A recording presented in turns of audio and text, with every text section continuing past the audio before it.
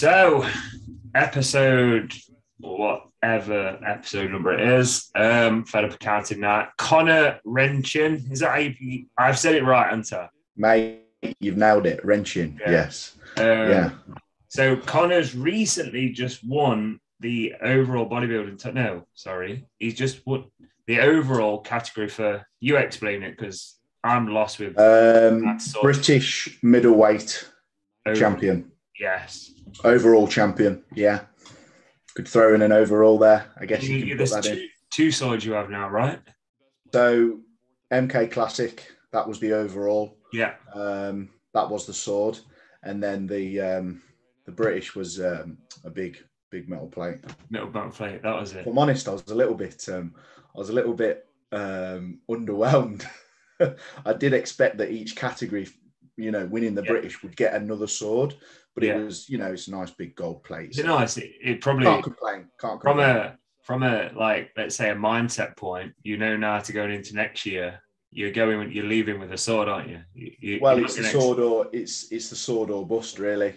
Yeah. The sword's going to win me the pro card or it's not, It's either or. So we're gonna run into various topics. We're gonna talk to Connor about his mindset around off-season versus prep. Yeah. We're going to step away from bodybuilding and talk to Connor about any hobbies or stuff he does within his life. He might actually just be a robot and everything's concreted to bodybuilding. Yeah. Touch back on the MK Classic because I went to Connor's show when he did that and he wasn't doing the British. And then he went on to winning his class at the British and taking the championship for that. Then we've got what he did the peak week leading up to the British, what he did the night before, what he did the day of the British, and then what and how he felt on stage. And then we'll delve into his future plans. That's both from a bodybuilding perspective, a business perspective, because Connor is also a online coach. What's your branding called? Mind and Muscle Coaching. And if you've known Connor long enough, he's had a pretty hard time with his own mind, but he's probably the best place he's been. And then any advice that he may give anyone listening to this. So let's start with hobbies. Let's come away from bodybuilding a bit. What tickles your fancy in the week when you're not working? I think my main two hobbies is probably watching football and watching motorsport. I thought you was going to say watching YouTube and watching bodybuilding shows. Definitely not, mate. Definitely not. For me, I'm one of them sort of bodybuilders.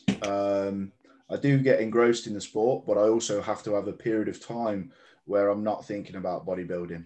That is just the way I have to operate. Yeah. I know there are bodybuilders that are 24/7 that engross themselves in it 7 days a week. But for me, I have to close the laptop down at the end of the night and watch a movie or watch a TV series, or at the weekend, like today, watch the MotoGP and just switch off. Just try and switch off for an hour or two and just think about something else. Do you when you do go get your mop chopped, do you go to the same barber or is it different? What's that? When you go to the hairdressers, yeah, you go to the same one. Yeah, of course, yeah. I was going to say, because otherwise you'd be like, do you work out? And you probably sat there talking about mate. That's all we talk about. You go to the gym. Are you eating clean? Are you not eating clean at the minute? Are you eating normal at the minute? You're not eating normal. It's when they class a bagel as not clean. Serious? He always knows when I'm prepping because my face obviously sucks right in. Prepping at the minute, Connor. He probably doesn't talk to you then. He's like, fuck this, it's going to be miserable. But you know what, actually, I've got to give you credit to that because you're not usually that miserable in prep. Like the night before the show, you was quite like, yeah. To be fair, the night before the British, when me, you and Cal were all together, it was probably the most relaxed and the most calm I had ever been, simply because you two were there. And the 1,400 calorie carbohydrate. And the 1,200 grams of carbohydrates that we had to consume from 8 a.m. till 12 p.m. Yeah. So now like we're going to come back to the mindset one because I think it'll be easier going into it. So MK Classic, was that early May? It was May the 9th. May the 9th. So that was in a tennis court, weren't it? I remember that one. It was, yeah. Well, it was in the same location as the British. Yeah. Just in a whatever you want to call it, like a big gazebo, weren't it? Yeah. When did you start prep for that show? End of February. You know what? I'm so glad you didn't say, I started prep 2 years ago. I've been having that show in my mind for 2 years. Like, Definitely come on, not, mate. Come on. Yeah. No. Heavy off season it was. And then we started prep sort of like mid-Feb, end of February. You've had a better... I think it worked out to be like a 12, 13 week prep. And it went well? Yeah, it went well. I think it... You know, we went there for obviously, you know, to qualify for the British, right? Ended up winning the overall, but I think I was probably 10% off what I was at the British. So, you know, I think it looked like I'd only done a sort of 12, 13 week prep, in my opinion. You know, there was still little bits to be polished, i.e. lower back, i.e. glutes. You know, there was a big difference in terms of condition from the MK Classic to... I was going to say, but like that's, you know that now. Yeah, for sure. In what you says, because you've seen what you got in condition-wise at the finals. If you didn't have that data... There was a few things that were going on in the background that, you know, ultimately made the decision for me that I needed to compete a little bit earlier in the year. Yeah. Them things needed to be sorted out. Once them things got sorted out, that freed me up to then do the British. So, you know, like I said, I think I was probably 90% at MK, to be honest. That's what most people tend to do, don't they? I remember Joe Ballinger, he says that he went to, I can't remember, I think it was a La Familia show. Yeah. He says that was the show after, yeah. Yeah, he was like, I'm only bringing 80% of my best because I'm going to save the rest. And you didn't have any at that time. You didn't have any aspirations to do the British. No, that wasn't the mindset that me and Callum took. The mindset, you know, that I don't ever want to bring 80% to the stage. No, that's not me really, to be honest, mate. I want to go in at my absolute best. And I think subconsciously that played a part in why I was driving to the gym every morning thinking, fuck, I need to do the British. Yeah. You know, because I was thinking I can be that 5 or 10% better, you know.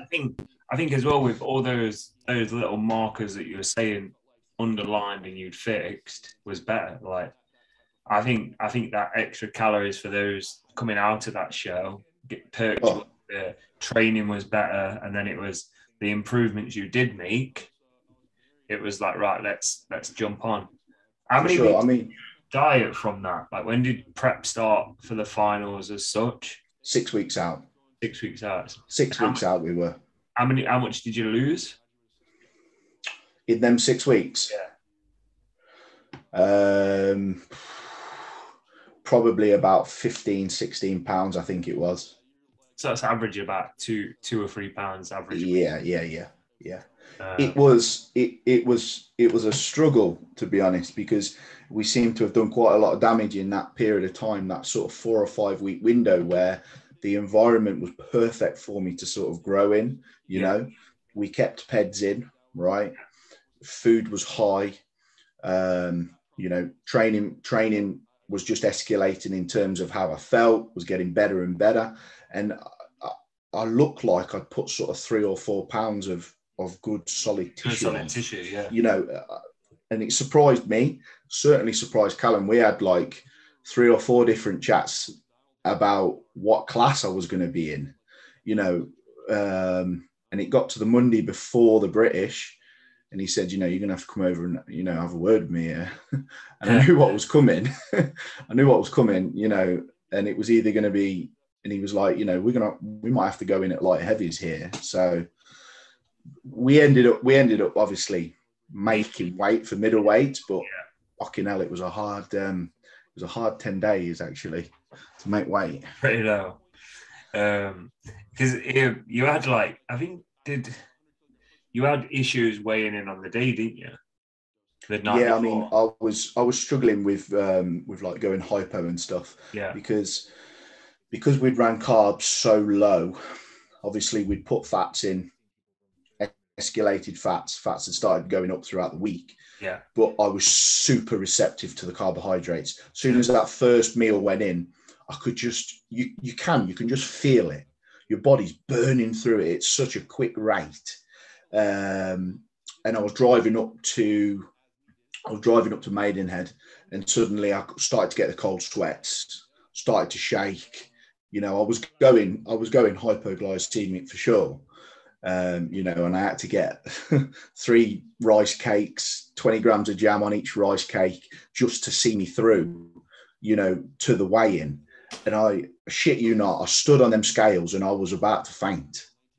I was going again. I had to go into the disabled toilet to eat my meal because I couldn't get to the car.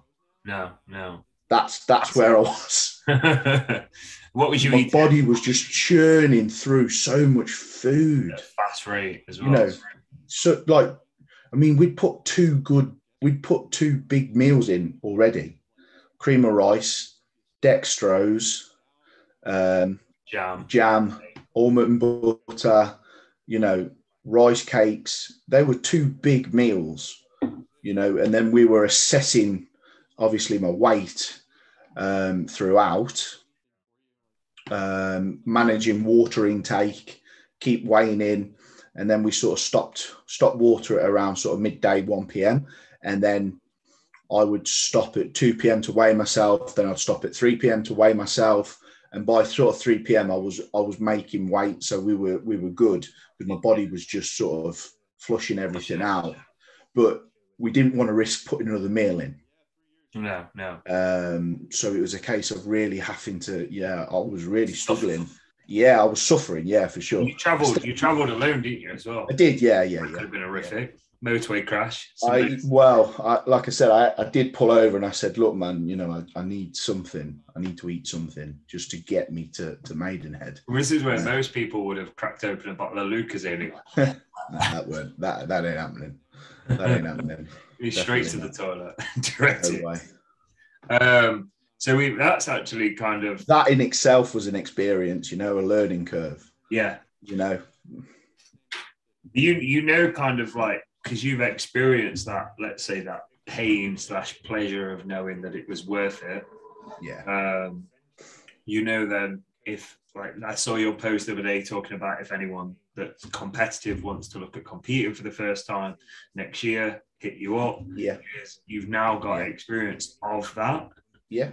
I mean, you can be very much right. Okay, we're going to have to take this to extremes of this. It's not nice. It's uncomfortable. This is how you're going to feel. And that's a learning experience that no course is going to ever teach you as a coach. Now, coming kind of into that, we've kind of touched there on peak week. Yeah. So we'll kind of rewind the clock, because I'll mention this, like a lot of CalNAD was similar to what Joe Jeffries kind of plugged everyone into like fat loading, filling up your triglycerides or whatnot, then going into carb loading and so on and so on. Is that what you did with yourself? That is exactly what we did. Yeah.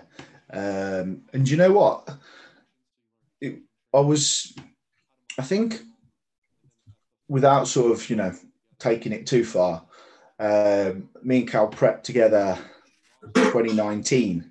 Yeah. And I said to him, I've sort of created a mental block in my head in terms of how far I thought I could push myself during prep and how far I was willing to be pushed, right? Yeah. In 2019, I was absolutely skin to the bone, right? But I bullied so much muscle tissue off me from going too hard doing CV. No, going too hard doing CV, right? Essentially what I was doing is Callum was telling me 120 to 140, right? Somewhere down the line, I thought it'd be okay to go 160 to 170. Fucking hell. So I was hitting the Stairmaster every day, 160 to 170. He'd set me a calorie target, and essentially what I would do is I'd try and beat it every single day. That was just my mindset, right? So I'd try and get 350 calories in 25 minutes. The next day I'd try and do it in less. The next day I'd try and do it in less. And I bullied so much muscle off me. Become an endurance. To cut a long story short, it sort of, I think it put a mental block on me a little bit in terms of how hard I wanted to push, how hard I was willing to push. Yeah. And when Cal said we're going to have to sort of pull calories as low as they've ever been, to a point where we were on 50, 60 grams of carbohydrates, I was thinking, shit, this is going to be really, really tough. But we crept fats back up, and it was okay actually. Peak week wasn't actually that bad. We were doing double cardio, but just when you say double cardio, what was the average? Yeah, so it was AM and PM essentially. Like 30 minutes, 50 minutes.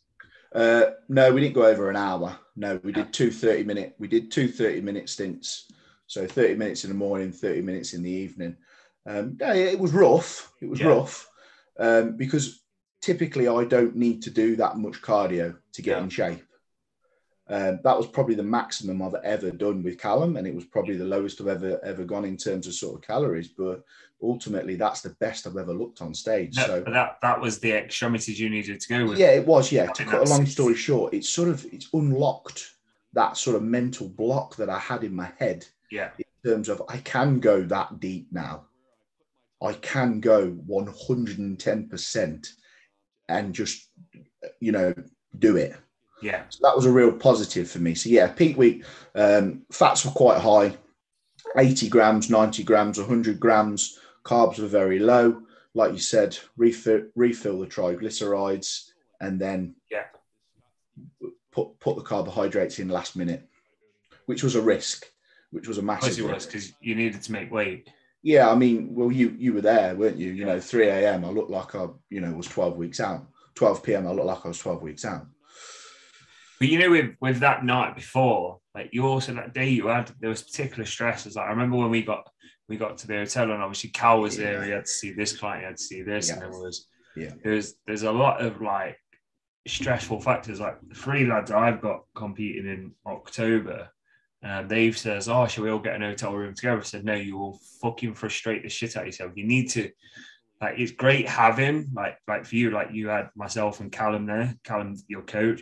But then I said to this, I says, if there's too many people around, you've got too many opinions. Like when we was in Alex's room. Yeah. There was Zach there was Zach's client and stuff, and it's like you only really want at that point your coach to be kind of ideally you do, it can be a little bit overwhelming. It was like the morning of the show. We went into the toilets and we were all we were posing, and that's quite overwhelming when you've got sort of 4 or 5 coaches watching you pose and all sort of having a little bit of an opinion on how you should be posing or this and that, because that can be a little bit overwhelming. I stood there and I saw your pose and I was like, I kept biting my tongue. I was like, do I say anything? I thought, you know what? He's only going to tell me to shut the fuck up if it's wrong. But that was right though. That one was right. And there's a couple of times that's happened, but we went to, Ryan Bramley. He's a part of the Physique Collective. We went to a posing seminar and he doesn't do that. He has his feet straight and like, from say when 2014 when I did my first show, the guy that showed me, he was a natural competitor and he was always like, oh no, like he basically just says posing is also a part of trying to bring out one of your weaknesses to look better, and that it wasn't necessarily a weakness for you, but it also made your legs look bigger. It really did. It also helped me. One of the things that I do struggle to do is on my side poses, particularly my quarter turns, is switch my glutes on. Yeah, I'm okay switching my glutes on from the back, but I had to practice quite hard to switch my glutes on from the side. And sort of moving that foot position slightly back enabled me to switch my glutes on. You could visually ultimately it makes the shot. Yeah. You know, if you win that one shot over everyone else, for sure. And my side quarter turns are strong. Is a strong pose for me. I'd say.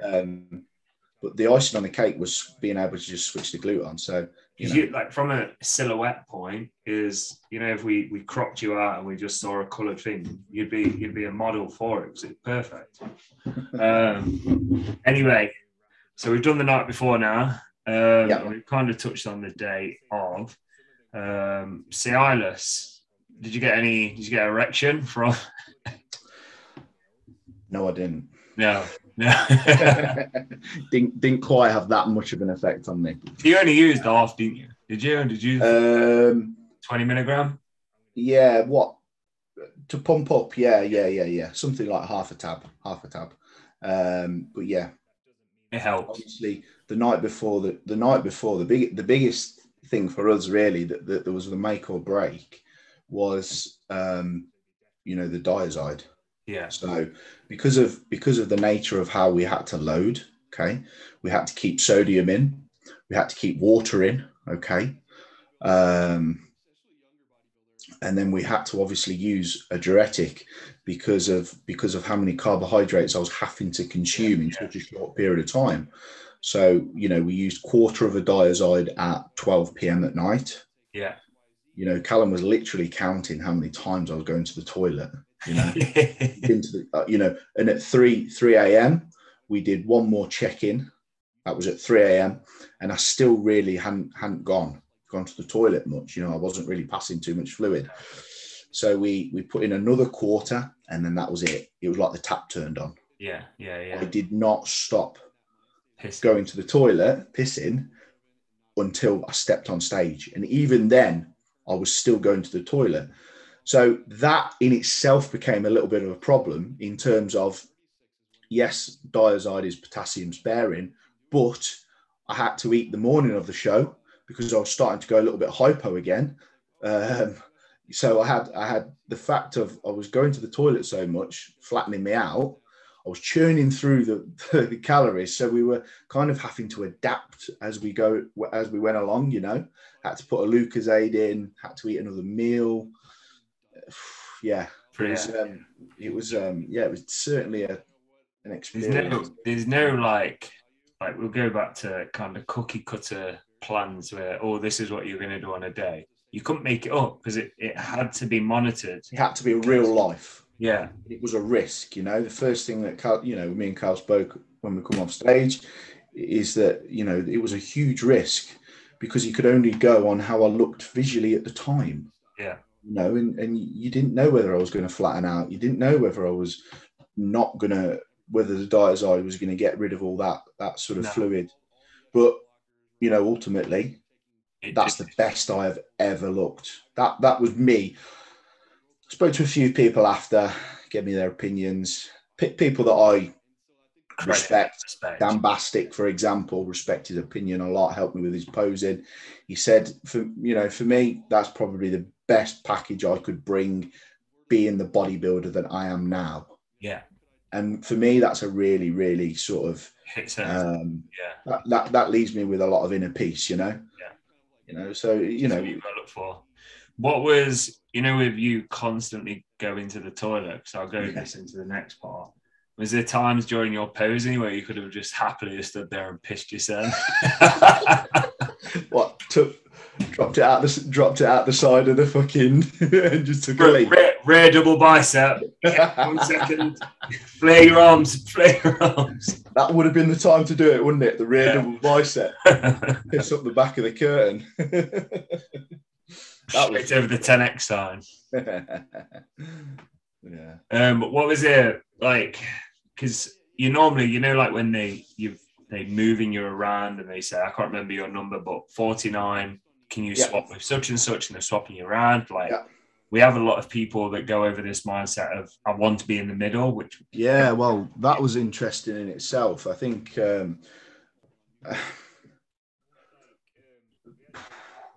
without sounding too sort of, I think we came out and we did our individual posing. They give you 60 seconds to do free posing, right? Yeah. having looked back on it now, I must have won the title in that 60 seconds because they kept me out on the far, as you were looking at the stage on the far left, as I was looking out on the far right, and they didn't move me in once. They only moved the two in the middle who finished second and third. Yeah.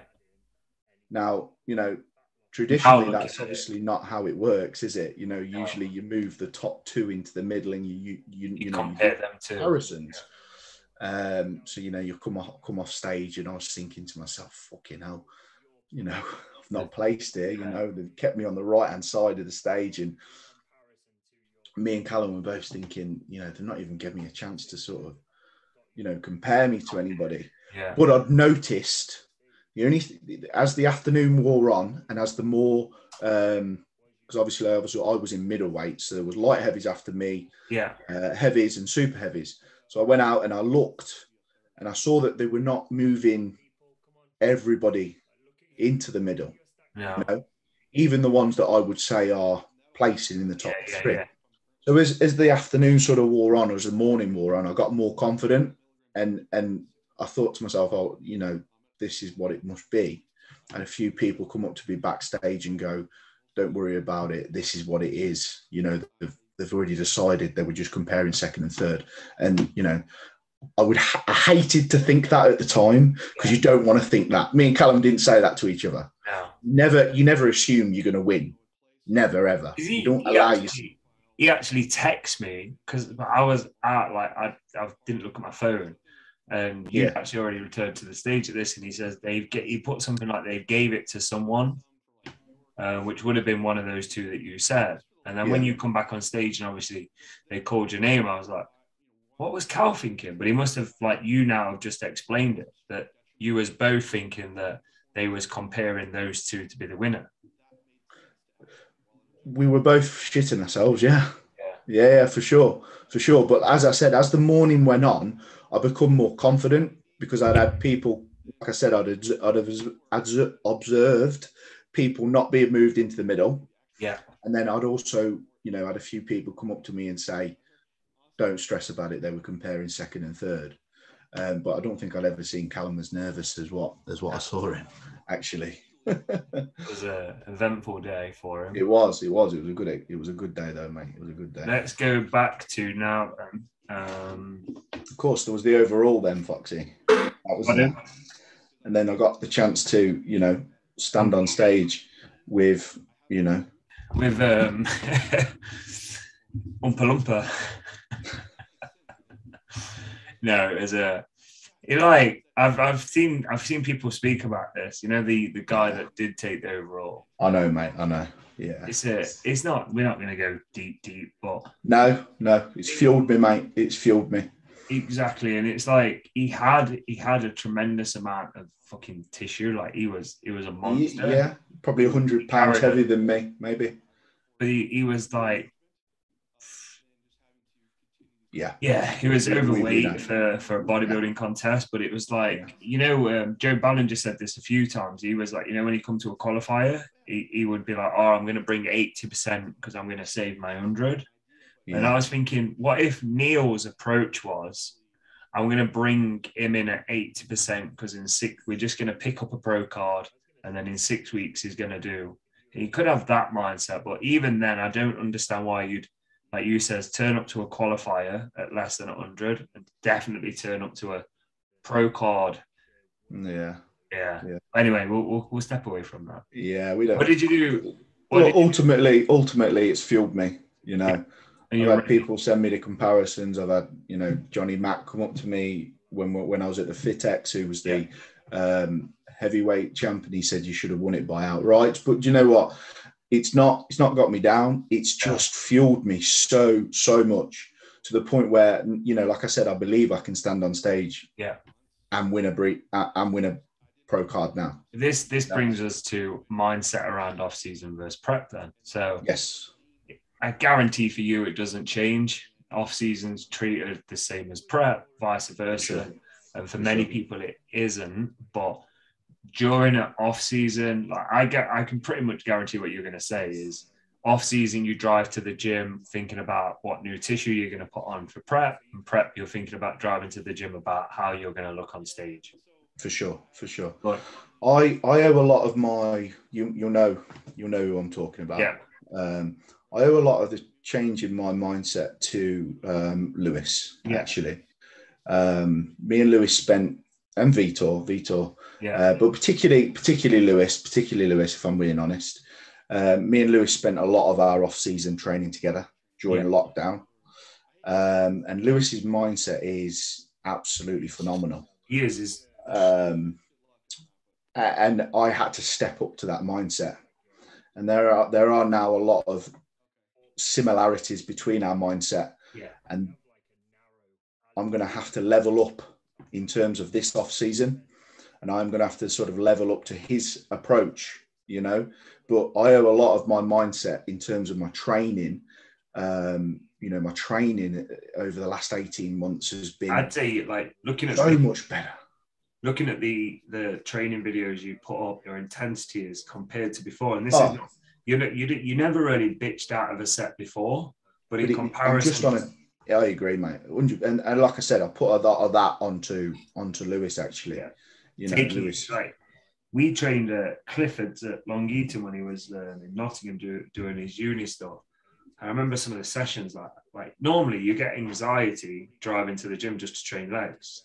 I would actually get like a nervous anxiety feeling driving to the gym knowing Lewis was training. I have never ever felt anxiety before training with Lewis and Vitor. I always used to laugh at people that would get anxiety before a big session because I probably never gave a shit enough, right? And that's now I get anxiety. Yeah. Because I know the importance of every single rep, of executing it to perfection, you know. And like I said, my mindset during this during this off season is going to be even better than it was during the last off season. Because if I'm being completely honest with myself, right, I wouldn't stay up to midnight eating that last meal. And if I've achieved all I've achieved skipping a meal, what can I achieve if I don't skip a meal? Yeah. And I'm just being completely honest. Going back to Lewis, like, I spoke to him during his last off season a bit, and he'd be like, it'd take like an hour to eat a meal. That's how difficult it got for him. Yeah. I'd be with a blender, I would, and be like, you know, he's going to reap the rewards. Of course he is. He's going to reap the rewards for sure. He's doing ever so well. Like, again, going to mindset. Both of you have, but knowing Lewis 4 years ago, some of the conversations we had to where he is now he's a new person. He is. I'd like to think I've contributed somewhat to that. I'd like to think I've contributed somewhat to that. 100%. For sure. Let's go now into plans now then. So we know you're going into off season. You've already touched on you're going to compete next year. Yes. So from the time when I won the MK Classic overall, May the 9th, I have 12 months to compete in any pro qualifier.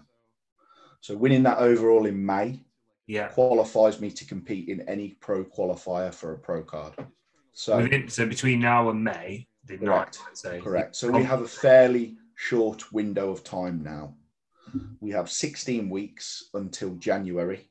Yeah. And then I will have to start prep again because it would be, in my opinion, it'd be a waste of access to that, wouldn't it? Correct. It would be now seeing how close I am.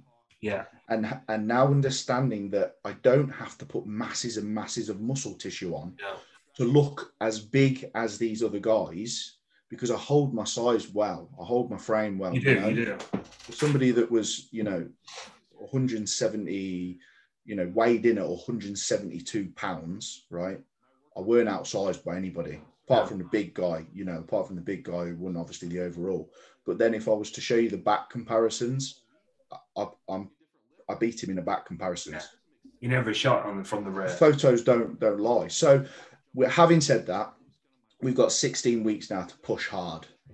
So calories have gone up to just under 5,000 on training days. and just above 4,000 on non-training days. Okay, so we've wasted no time here. We've gone from you push straight up. We've wasted no time, you know, and that's good for my mindset. I'm seeing this as a mini prep essentially. Yeah, it's an aggressive push, but it's a prep. It is. It's 16 weeks. Look, we've got to break it down into months. First month is obviously going to be the clear out phase, right? Re-establish the health markers, you know, drop back into that TRT phase, clear out, use other things, you know, like insulin, growth, Proviron, use things that are not going to affect, you know, that are going to allow me to continue to clear out, but still make that progression, right? Trying to do. Yeah. And then, you know, we've got 3 months then essentially where we're going to sort of escalate back up and then move into a prep. So it's going to be another long period of, you know, of ped use, but the goal is the profile. Like I said this on the last podcast, is like people talk safe use a lot recently, and the minute you like almost go into that assisted lifestyle, there is no safe use, because it's going to kill you at some point.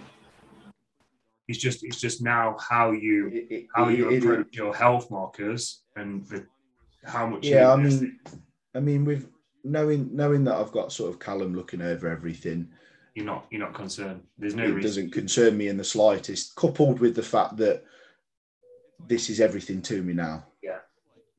So that makes the risks that even more acceptable. You know.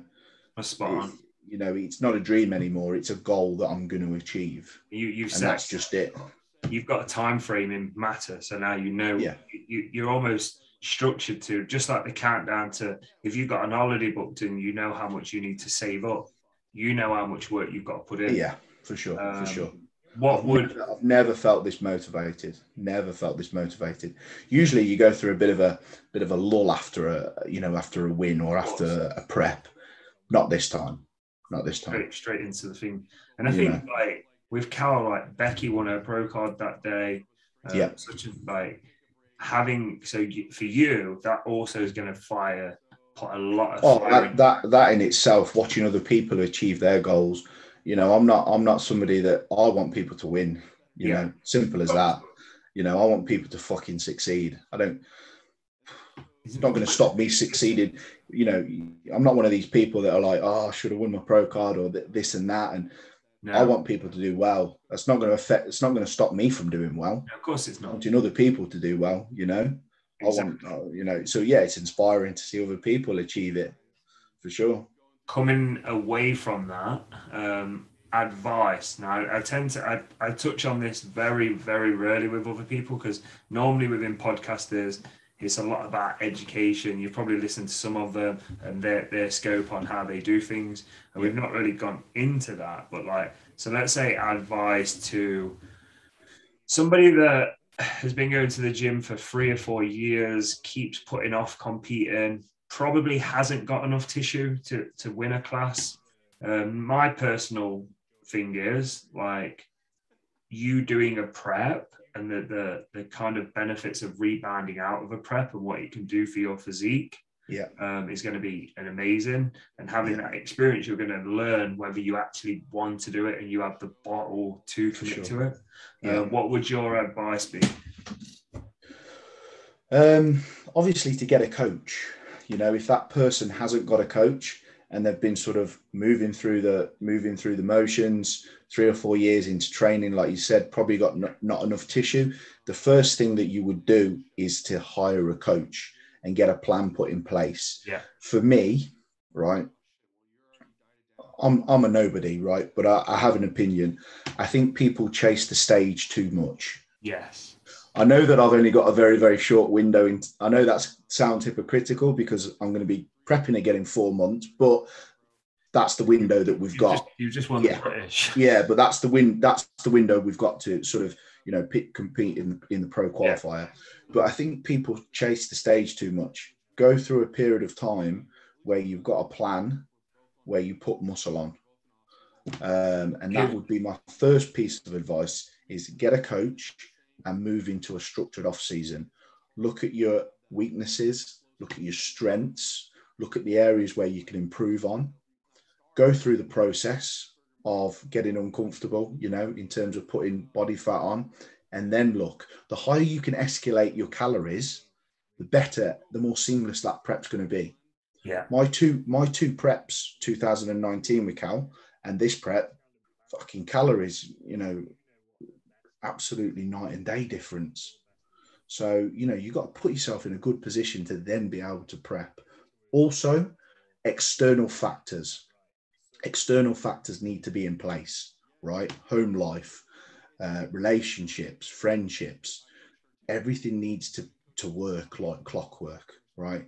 No prep's going to be perfect, but you need to put yourself into a position, you know, like financially is another one, where things are working well.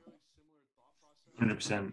I think as well, going back to, let's say, the coaching thing, like you coach people, I coach people, and the more data and understanding of how a person's physique, body reacts is golden for us. Like one of my, like a friend, I used to work with him years ago. I coached him before he dropped off. He's one of the, like, at the time he just jumped from pillar to post and kind of blamed every coach's aspect to not working. And now we've realized that it's not necessarily that's not working. It's just he needs to shut up and follow plan. And now he's doing so. He competes in 8 weeks and he's looking the best he ever has. And he holds that down to sticking to the plan. Yeah. And putting everything through. Yeah. And luckily, with those, I would say, short windows of working with him, I knew exactly what to do. And then on the other hand, I've had someone that's come to me now, and we've, like, I now see how his body's responding and what I need to do and what I need to avoid. But that took me 6 weeks. And I've literally said to him, like, I'm more excited of coming out of this prep and going into an off season because I'm going to know more. Yeah, that's but it. Now I'm still learning. You've got to know your athletes. You've got to know your athletes' bodies. You've got to know what responds well and what doesn't. You know, for me, like I said, I put a post out yesterday. Yes, you know, this is really sort of the last time where I want to be taking on clients that are going to compete next year, because I want 3 or 4 months of working with them so I know their mindset as well. Yeah. How hard can I push them, right? You know, do we need to do diet breaks, or do we need to do refeeds, or how far can I push this person, etc., etc. You know, that all this data collecting that you need, like you said, it's really, really important when it comes to a prep. And then, but we're gonna have to bring that to an end, because no problem, mate. I've actually got a consult call and I've put it off twice, like I have you. So apologies for changing times. It's just been a ridiculous week in terms of errors and mess ups here, but we move. We do, mate. Where can people find you if they want to thingy? Obviously, I'll tag your Instagram. Instagram, Connor_Rendchen. Nice and simple. There you go. Nice. Be Connor Rendchen _Rendchen IFBB Pro next year, I believe. That's the goal, mate. That's the goal. I saw Jack Davis in the gym yesterday. I'll just touch on this. He got his pro card, obviously. And he's got one of them backpacks, you know, where you put like Velcro patches on. That's great. And he had the Velcro patches. And I says, did you pre-order it? Did you already have them? I messaged the company straight away. No, you bought them pre. And he was like, he looked at me and I still can't work out if he's lying to me and he actually had them in his top drawer. There's nothing wrong with having them in your top drawer waiting for it, mate. Waiting. When he's done that and he's ordered a custom belt, bless him. Oh, I'm buzzing for him. Like, there is nothing wrong with you know, reveling in that success. Because Connor's already got his custom belt, Jack. Fucking right. It's in the cupboard behind me. The IFBB patch. I've got the lot. Straight away. He's got his Olympia tracksuit ready. Mate, that would be the ultimate. Just get head down, mate. Just get head down. One goal at a time, bro. One goal at a time. There we go. Thank you for coming on. No problem, pleasure. Pleasure. We'll have to get a session in soon. Are you still shreds most time? Yeah, I'm programmed in at shreds now. Full time. Full stop. That's cool. Right environment for me to be in.